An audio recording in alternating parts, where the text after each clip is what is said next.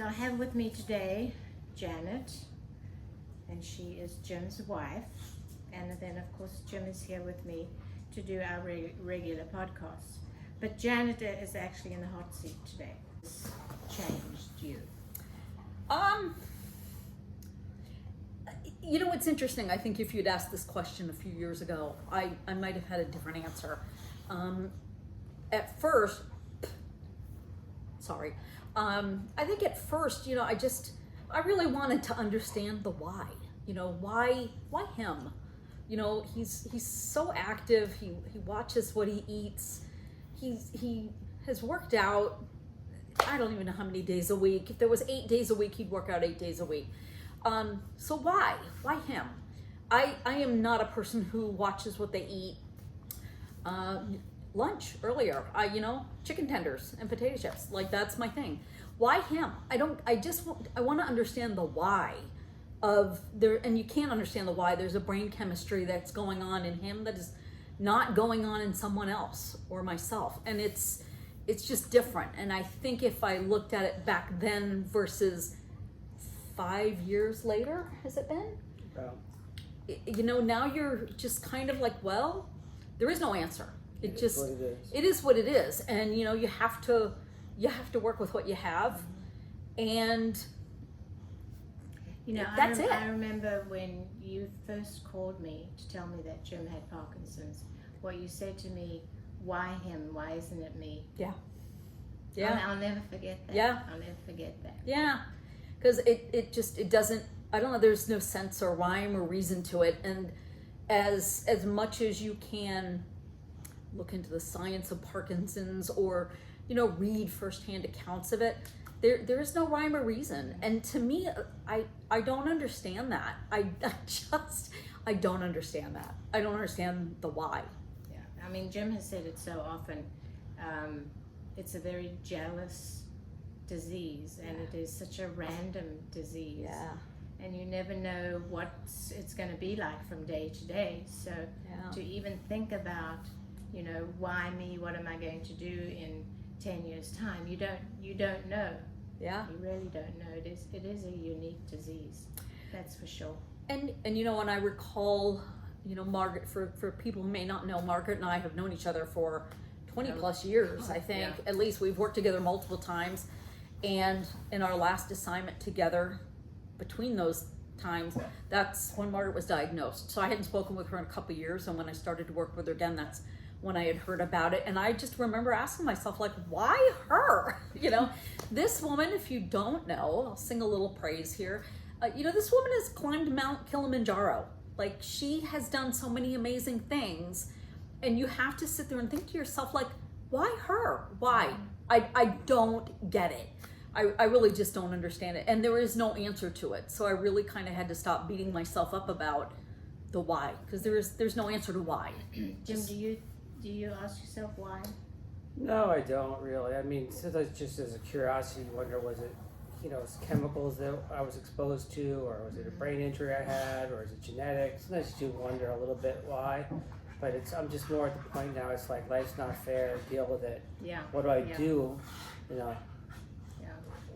I just got to deal with it. It's the why, knowing the why, I mean, might help research down the line, you know, but it's not going to help That's me. not our job. It's not my job. My job is just, this is the hand I've been dealt. I've got to go ahead and play it out. So, Janet, do you feel at all guilty that it didn't happen to you? I can't say that I feel guilt. What I would say is I would take it from him in a heartbeat if I could. If somebody had said to me, would you if it was opposed to you or him, I would take it. I wouldn't even think twice. I would take it. And that doesn't mean I would handle it better or handle it more graciously than he does, because I think he does that in a lot. No, I'd probably just drink more beer. But I would take it in a heartbeat. But you can't do that. It's not a reality. It's not in the cards. Do I feel guilt? I don't feel guilt so much about him having it. I may feel some guilt about why can't I help him more? Like I'm in the healthcare profession, but I'm not a clinician. I don't have the verbiage to help him through some things, and I don't have the clinical or technical know-how to help him work through some of his stages. I don't possess that.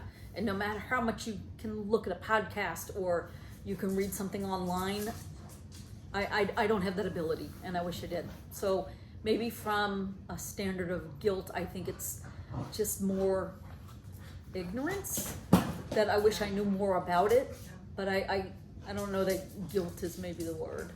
Well, I think that Kind of have to live with, this is what was intended for me. I mean, I'm not a huge believer in faith, but I guess I'm kind of a believer in what will be, will be.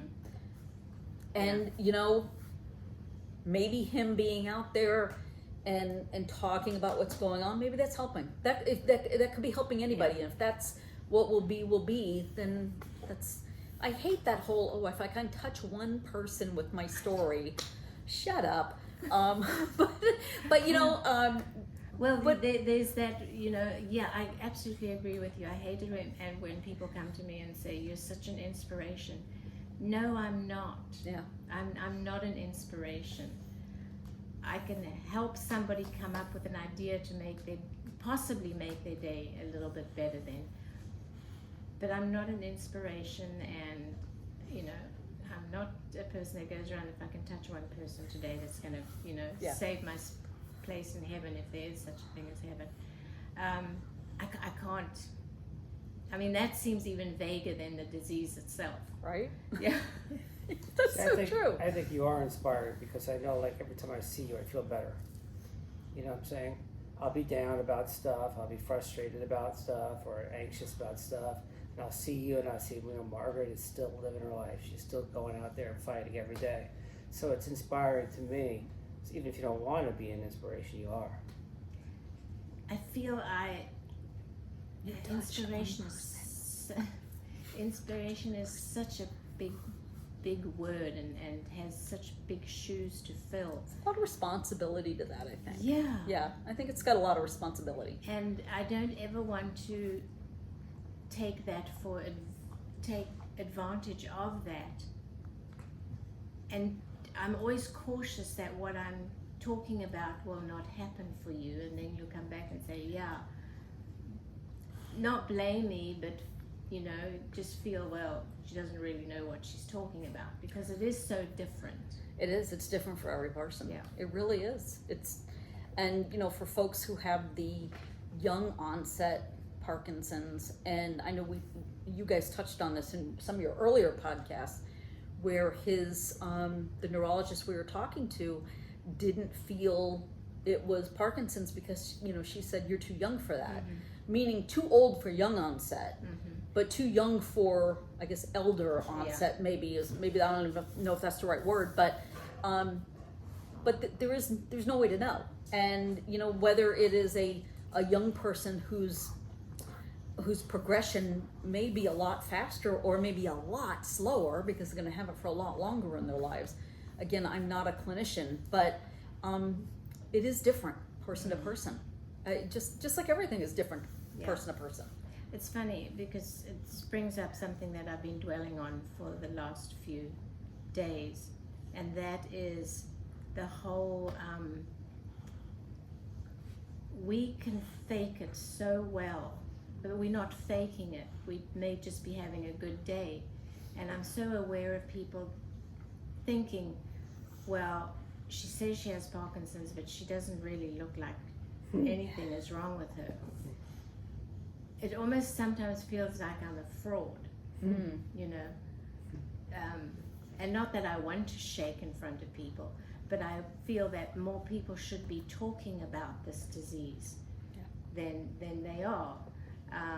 You know, and just talking, like saying, I have Parkinson's. Mm-hmm. I may not look like it today, but you should have seen me last night. I was all over the place, because it is such a curious disease and can happen at any time, your tremors.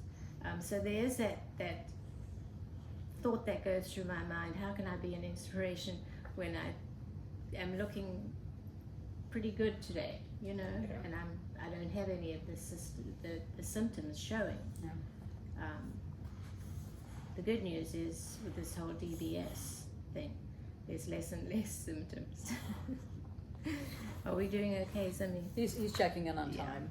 On the Okay. subject of guilt, I have guilt because I feel like I've affected our marriage. I've affected our ability to do things. You know, that's where I have guilt. You know, like her sister and her husband took a trip to Fiji, and I just know that with at least the way I am right now with my anxiety, even though physically I'm pretty good, I'm not up to something like that. So that's the kind of stuff that worries me, makes me feel guilty that I feel like I'm impacting the quality of our time together in our marriage. You know? And to that, I just say it could have just as easily been me. I know. You know, I don't, you know, I tell them all the time, don't feel guilty about things like that. It is what it is. Yeah. But, you know, that's also with 30 some odd years of history and perspective. Yeah. You know, we've done a lot of great things in our time together, Yeah. in our marriage together. And, you know, I don't want him to feel guilty. Yeah. You know, it is what it is. Like I said, it could have just as easily been me or something different. Well, I used to feel guilty that I wasn't cooking a meal. Yeah. But then I thought to myself, well, I very rarely cook a meal. So why am I feeling guilty about this? This is pretty damn Your good. partner cooks all the meals. Like, why would you worry about that? But I did. It's like, oh, I should be out cooking now. Okay, like this. I never ever did it. So, okay, moving on, because guilt, we could talk about that forever. Because, you know, since the day I met him, he's been talking about retirement. You know, I've never really thought about retirement. I've never really thought ahead to what am I going to do when I'm 64, you know, or 65, whatever. I've never really thought about it. But due to this diagnosis, what has changed for me, I guess really for work, was I've kind of, in my mind, I have started to look ahead that I may be at some point in the next few years as the sole breadwinner. You know, the person, he may retire, he may have to retire early, and that's okay, that is what it is. But that is a big part of why I went back to school. And congratulations on your master's. Oh, thank you. Way. Thank you. That's really not why I'm bringing it up, but I yes, I just got my master's degree. Like, what have I had to give up? I can't say that I necessarily personally had to give up much, but we have put a hold on travel because it does, you know, it causes him some severe stress. And kind of, you know, what we talked about, you know, moving out of Florida in, like, when we retired, but again, I don't really know when that's going to be, and there's nothing per se wrong with the state of Florida, except it's just miserably hot, and I'm just like really over it. So 9 months out of the year. that's, you know, 9 months out of 12. Let's think about That's a that. Let's do that math, babe. But December, January, and February are beautiful. Yeah, but they could be beautiful 9 months out of the year somewhere else. So that is probably one of the things that we've just really, and we never made concrete plans. So it's not like I can say, oh, we had all these plans. We thought about it. We visited places and we've kind of thought, this could be nice to live here. But that's really as far as those went. So I can't say that we necessarily are giving up future plans because we have not made concrete future plans. But I kind of hoped when we got a little older we'd be able to travel a little more. But, you know, if anything, I would say that's about it. But, you know, now we have a dog and he doesn't really like traveling either. So we're like, all right. So, you know, we still have a great life together. You know, I have a great life with him. I would rather have a great life with him by my side than traveling alone. But you've always maintained your independence, which Yeah. I've always, you know, inspired myself to be like you and have, you know, have a partnership, but then also be independent. Yeah. That, you know, not that you should ever lose Jim or that you say, you know, you've got Parkinson's, I'm going to go my own way. You would never do that. No. You know, but you can get up and go to DC. Yeah, and I've taken some trips with my sisters, and we've gone to places he doesn't want to go. Right. So like he hates And New you York would do City, that anyway. but we would do that anyway. Yeah. So I can't say that I've given up on anything, and I certainly have not given up on him. Although he sometimes thinks I should, but that's not going to happen either. It's funny how we don't want to hurt our partner.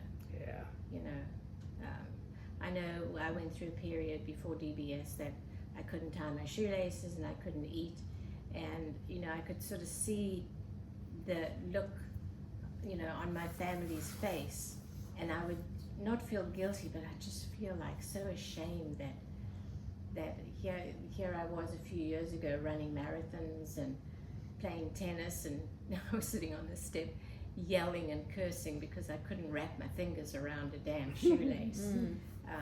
And I didn't want them to know that I couldn't do that anymore, Yeah. because you just felt like you were letting them down. Well, that's what I felt. Yeah. Anyway. Well, he doesn't let me down at all. But I have tried various things to make his life a little easier. I found adaptive clothing online that has like magnets in shirts, you know, so dress shirts with magnets, so he doesn't have to button as much. Yeah, I can't do buttons. The sneakers that I got him, where they basically they slip on. You could tie them to make them tighter, but they're still good running shoes. And the first time I gave him one of those, he calls them magic shirts, but they're, you know, it's just like a magnetic dress shirt. And I just, before he opened it, I said, I want you to know this comes from a place of love, and I don't think you are incapable of doing it. You know, I had this whole like speech planned out, and he was like, oh my gosh, this is the coolest thing. And he kept like zipping or magnetizing it, you know, pulling it apart and putting it back together, and they just go whop, and he was so excited about that. And I thought, okay. So now he probably has, I don't know, about 10 of them that, you know, but now I just have to iron them. I thought my days of ironing clothes were over, so maybe, you know, I had to give that up. Yeah. We are so not alike, because if one of my kids or anybody bought me a pair of shoes like that, I go, you think I can't tie my shoelaces? I will learn to tie them in a different way, just as long as I'm tying these shoelaces. Yeah. Shoelaces and small buttons are really hard. Yeah. Before he was like immediately diagnosed, but we were like in the 99% positive range there. I went to speak to our mental health counselor at work, and you know, and I was at that time I was frustrated because, you know, I was trying to get him into you know, group therapy and that kind of thing and whatever, and he was just kind of balking at it. And she just said to me, she goes, you know, maybe he's not ready to admit it yet. And I thought, okay, it's not about me. You know, and God knows I like to make things about me, if you know me, but it's not about me, it was about him. So I was kind of like, okay, you need to go at your own pace. But she was able to give me a lot of recommendations and a lot of websites to check out for, you know, caregiver. I don't think I'm at the role of a caregiver yet, but I'm supportive, you know, supportive. And that's your job, is to be supportive, not to manage it. And that, you know, but that's been my job for 30 some odd years, is to be supportive of him and whatever he wants to do. So, but she gave me a lot of resources to check out, so that was helpful. I also went to my own doctor because I was really struggling silently. I felt that I had to be so strong for him. So whenever I was at work and my team left for the day, I would bring down the blind in my office and I would just let it out. I don't want to let it out now, and then I realized, I was like, you know, I'm not doing all right. And so I went to my doctor, and, you know, I'm not a person who believes in holistic healings. Like, don't come at me with a crystal. I'm so not interested in that. But, you know, I had to update my own medications, which was like a 180. That helped immensely. And I think, you know, sometimes you gotta do things for yourself.